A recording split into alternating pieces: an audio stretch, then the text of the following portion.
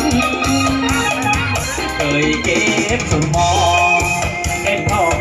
ที่ป่าอีหังบัดนี้กลายเป็นความหลังป่าอีหังมาเป็นไม่ลายเคยเก็บไม้ตุ่มเคยผมเอาปลาคอกังได้คือผู้ที่ยังยกให้นางบ่ได้เสียดายเคยเก็บมาตุ่มไปต้มแล้วเอาเข้าบายนั่งกินเคียงกันกับอายจังบ่ได้แล้วสิมันโดนส่วนตัวอายจังได้ก็จำได้อยู่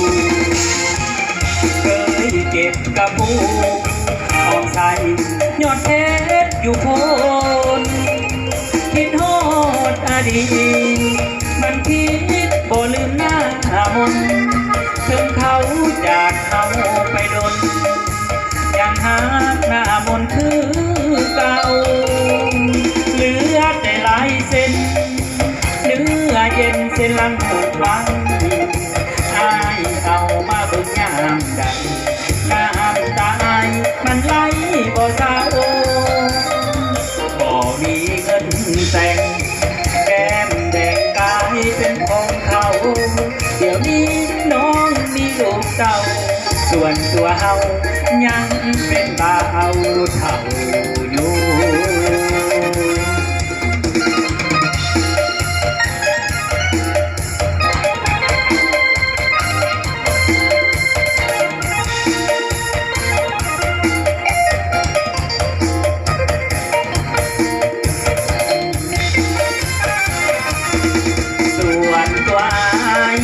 จำได้ก็จำได้อยู่เคยเก็บกระปูหอมใส่ยอดเพชรอยู่โค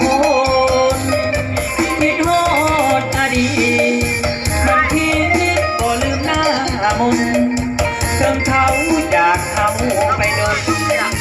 ยังหาหน้ามนคือเก่าเหลือแต่ลายเส้นเนื้อเย็นเส้นลังหูฟังอายเอามาเบิ่งยามใดน้ำตาอายมันไหลบ่เศร้าบ่มีเงินแต่ง